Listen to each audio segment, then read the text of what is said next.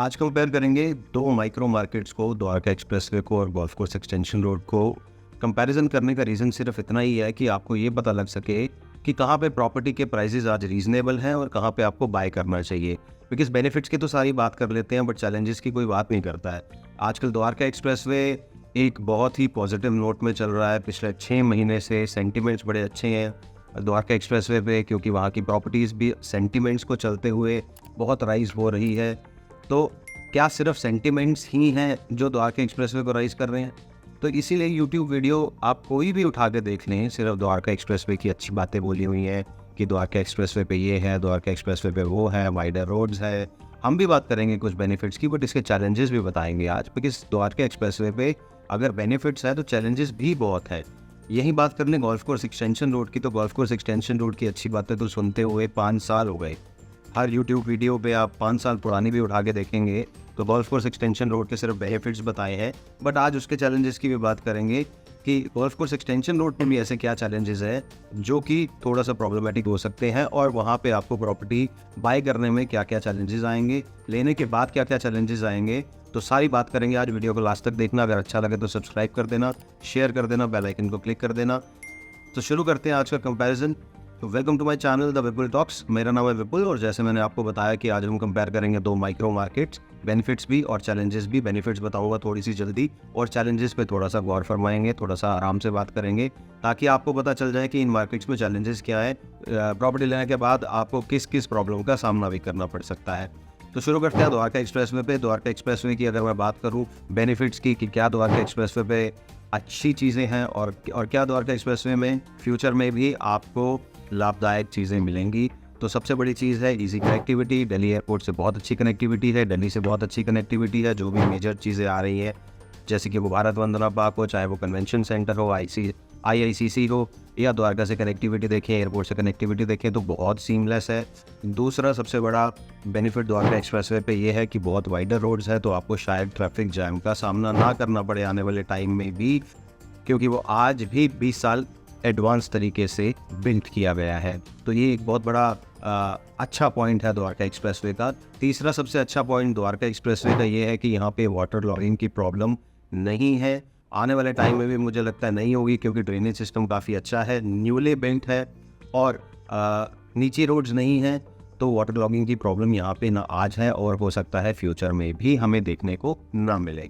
तो ये है कुछ द्वारका एक्सप्रेसवे के बेनिफिट्स। बोलने को तो बहुत सारे बेनिफिट्स बोल सकते हैं हम, बट ये कुछ मेजर बेनिफिट्स हैं जो आपको द्वारका एक्सप्रेसवे पे प्रॉपर्टी लेने के बाद रियलाइज़ होंगे, या अगर आप इन्वेस्टर्स भी हैं तो आपको आज भी ये बेनिफिट्स रियलाइज़ होते होंगे ज़रूर।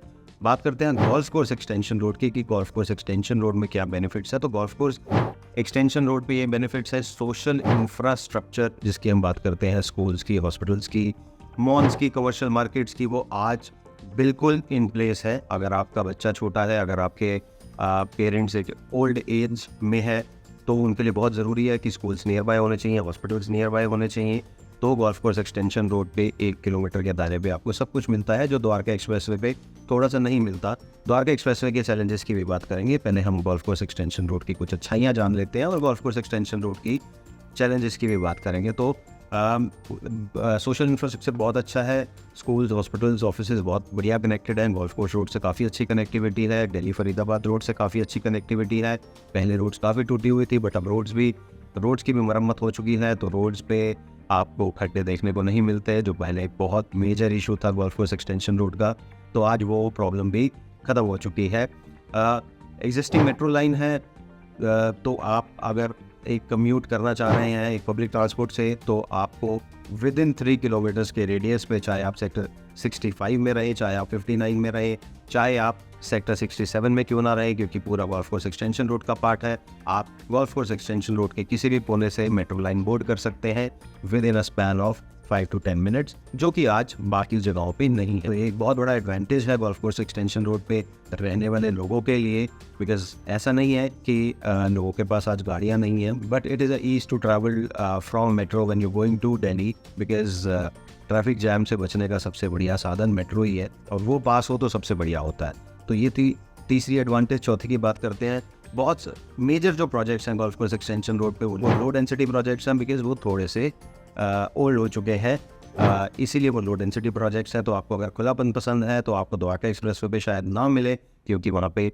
आज की डेट में जो लाइसेंस आ रहे हैं वहाँ पे डेंसिटी काफ़ी हाई है। तो गोल्फ कोर्स एक्सटेंशन रोड को आप इस एडवांटेज के रूप में भी देख सकते हैं। अगर आपको एक ओपननेस पसंद है, खुलापन पसंद है, तो एक्सटेंशन रोड पे आपको बहुत सारे ऐसे प्रोजेक्ट्स मिल जाएंगे जिसमें ओपननेस बहुत ज़्यादा होगी। सबसे मेजर एडवांटेज जो मुझे गोल्फ कोर्स एक्सटेंशन रोड का लगता है वो है हाई रेंटल।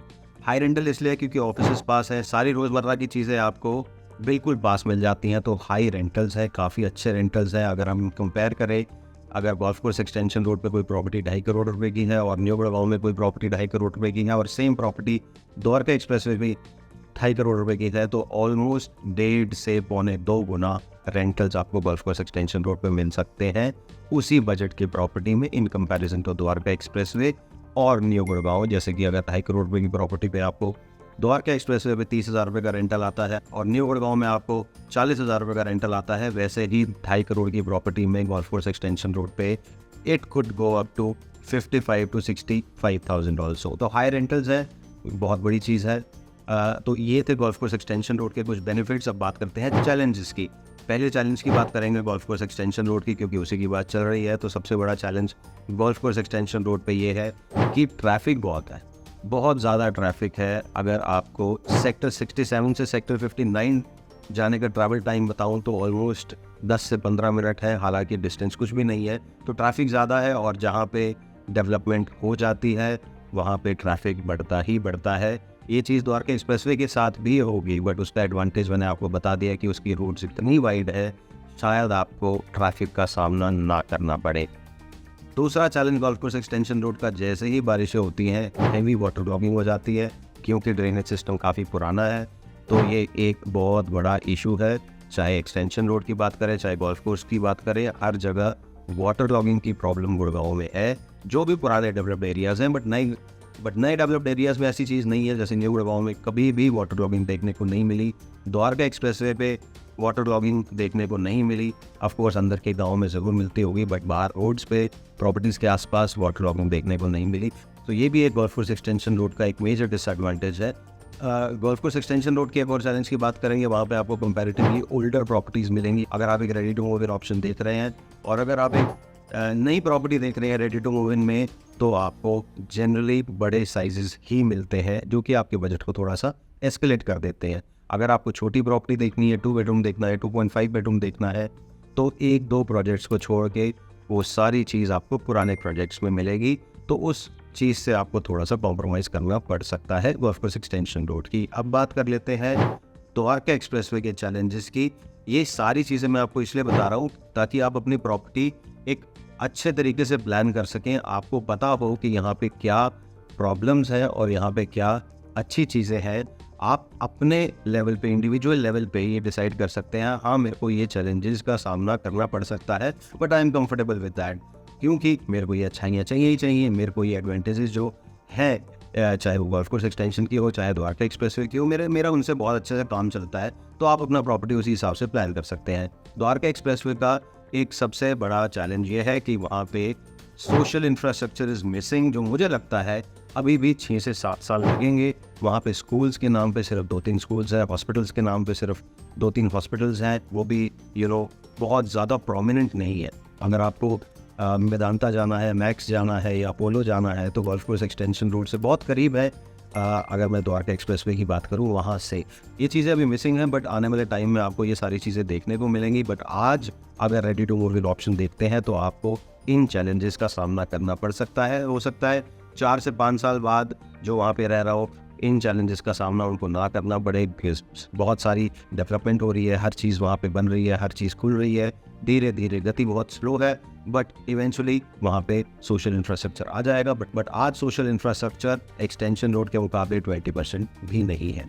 दूसरा सबसे बड़ा इशू जिसकी बात लोग करते ही नहीं है, वो है वेटलैंड का इशू। द्वारका एक्सप्रेसवे पे वेटलैंड का इतना बड़ा इशू है कि आपने देखा होगा सेक्टर 102 में, सेक्टर 37D में या 104 में बहुत सारी ऐसी प्रॉपर्टीज़ है जो पोडियम लेवल पे बनी हुई है। पोडियम लेवल पे इसलिए बनी हुई है क्योंकि सॉइल में क्लोराइड है, सॉइल में पानी है, बेसमेंट खोद नहीं सकते। अगर बेसमेंट खोदेंगे तो खारा पानी पूरी बिल्डिंग में सीपेज लेके आ जाएगा। तो वेटलैंड का एक बहुत मेजर इशू है। हम ये तो देखते हैं कि सेंट्रल पार्क आया 23,000 रुपये में, 24,000 रुपये में बिक गया, या नई नई डेवलपमेंट्स आ रही है 37D में, 104 में, 102 में, प्राइसेस कुछ भी बोल रहे हैं अनाप शनाप 20,000, 21,000, 22,000, बट आपको वेटलैंड का इशू वहाँ पे देखने को मिल सकता है। तो बहुत तरीके से, बहुत दिमाग लगा के अपना डिसीज़न लेना, क्योंकि ये फ्यूचर में एक बहुत बड़ी प्रॉब्लम के रूप में सामने आ सकता है। तीसरी बात कर लेते हैं, द्वारका एक्सप्रेसवे पे 75% एरिया आज भी बैरन है, आज भी वेकेंट है, खाली है, और it is full of villages around. आप एक सेक्टर देखते हैं जहाँ पे आपको हाई राइज मिलता है, उसके साथ बिल्कुल गाँव दिखने को मिलता है। तो द्वारका एक्सप्रेसवे की विलेजेस आज भी मॉडर्न विलेजेस नहीं कहलाई जा सकती है। ऑल्दो अगर गोल्फ कोर्स की बात करें या एक्सटेंशन की बात करें, या for that matter DLF phase 4 तक की भी बात कर लें, तो उसके आसपास भी विलेजेस हैं, बट उनको बहुत अच्छे से मॉडर्न तरीके से कवर किया हुआ है। बट आज द्वारका एक्सप्रेसवे की विलेजेस इतनी मॉडर्न तरीके से कवर्ड नहीं है, और हो सकता है आने वाले टाइम में वो भी एक मॉडर्न विलेज बन जाए, एक अर्बन विलेज बन जाए, बट आज के डेट में ऐसा नहीं है। और एक बात जो हम कभी नहीं भूल सकते, द्वारका एक्सप्रेसवे की लागत बहुत हैवी है। 10,000 करोड़ रुपये लग गया, गवर्नमेंट बोलती है जी 10,000 करोड़ रुपये लगा दिया, 11,000 करोड़ रुपये लगा दिया। उसी हिसाब से वो 10,000 करोड़ रुपये कहाँ से वसूले जाएंगे? वो हमारी और आपकी पॉकेट से वसूले जाएंगे। जब दिल्ली बॉर्डर का टोल शुरू होगा, it will be very heavy, वो आपकी पॉकेट्स को बहुत हार्डली हिट करेगा। ये हम अभी नहीं सोच रहे हैं। हो सकता है पासेस बने, आसपास वाली बिल्डिंग्स के पासेस बने, बट पैसा तो फिर भी देना ही पड़ेगा। गोल्फ कोर्स एक्सटेंशन रोड पे आपको ऐसी कोई चीज़ देखने को नहीं मिलती, because that is with in the city. तो किसी की कुछ एडवांटेजेस होती हैं तो वो दूसरे की डिसएडवांटेजेस भी बन जाती है। तो ये आपको डिसाइड करना है कि आप किसके साथ जाना चाहते हैं, कौन से चैलेंजेस आपको चैलेंजेस नहीं लगते, बट वो फ्यूचर में अपॉर्चुनिटीज़ के माध्यम से आप देखते हैं, और कौन सी चीज़ ऐसी है जो आपको आज चाहिए, फ्यूचर की आप परवाह नहीं करते हैं कि भाई आज मैं सुख से रह सकूँ, मैं सोशल इंफ्रास्ट्रक्चर के साथ रह सकूँ, आज मेरे बच्चे छोटे हैं, आज मेरे पेरेंट्स ओल्ड हैं, तो मेरे को रोज़मर्रा की चीज़ें बिल्कुल साथ चाहिए। तो डिसीज़न इज़ योर्स। ये थे सारे अपॉर्चुनिटीज़ और चैलेंजेस। इनको देखने के बाद ही एक प्रॉपर्टी बाय करने का आप डिसीज़न लीजिएगा।